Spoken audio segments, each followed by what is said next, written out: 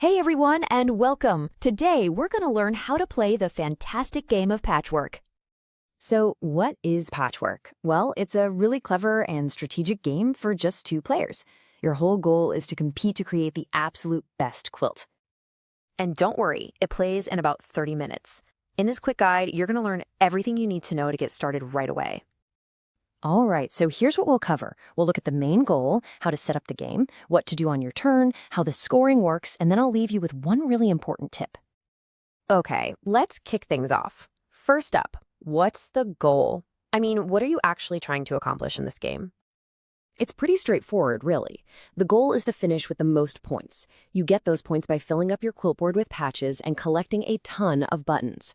Now, these buttons are key. They're not just your money, they're also your final points. All right, next up, let's get this game set up and ready to play. Okay, let's walk through this together. First thing, each of you gets a quilt board, a time token, and 5 buttons to start. Got that? Good. Now put the main game board right in the middle of the table and pop both of your time tokens on the starting space. Then you're going to take all those fabric patches and arrange them in a big circle around the board.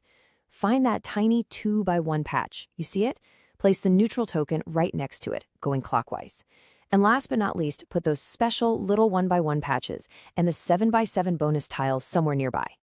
All right, with the setup done, let's get into the good stuff. How to actually play your turn. So whose turn is it anyway? You might think it just goes back and forth, right? Well, not in Patchwork.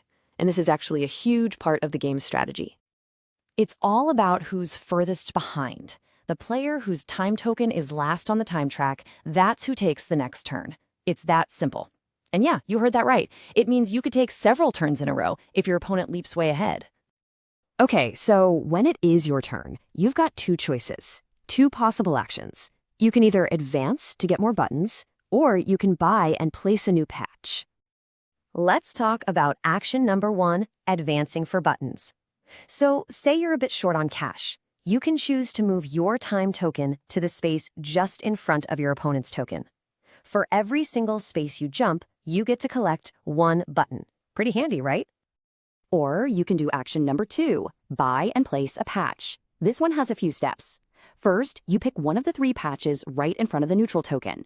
Once you've picked it up, you move that neutral token into the empty spot you just created. Then you've got to pay up. Pay the button cost shown on the patch. Now you can place that patch anywhere you want on your quilt board. And finally, you have to move your time token forward.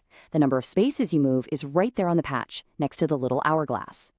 Now, when you place a patch, there are a few rules you've got to remember. You can rotate it, you can flip it over, whatever you need to do to make it fit, but it absolutely cannot overlap another patch, and it can't hang off the edge of your board.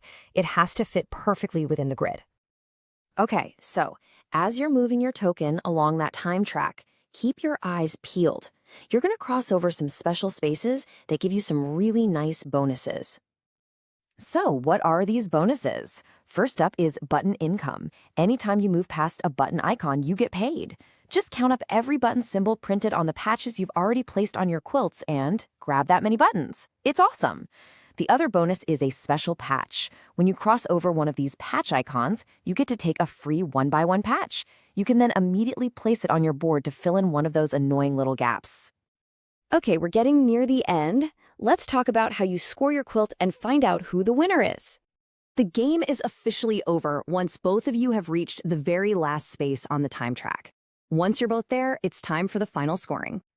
First things first, look at your board. Every single empty square is going to cost you. That's minus 2 points for each one. Ouch. So here's how the final math works. You take all the buttons you have left. That's 1 point per button. Then you subtract 2 points for every empty space on your quilt. And don't forget, if you manage to get that special 7x7 tile, you add a sweet 7 points to your score. Add it all up, and whoever has the most points is the winner.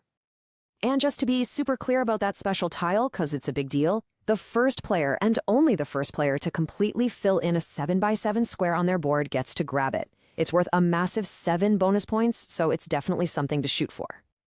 Okay, before we wrap this up, I want to give you one really important tip to keep in mind while you're playing. This is probably the biggest piece of advice I can give you. Pay attention to the time track. Don't forget, the player who's furthest behind gets to go again. So you can be really clever about this. If you buy patches that cost very little time, you can chain together a bunch of turns in a row. It's a great way to snap up a few patches before your opponent even gets a chance to move. And there you have it. That's everything you need to know to play Patchwork.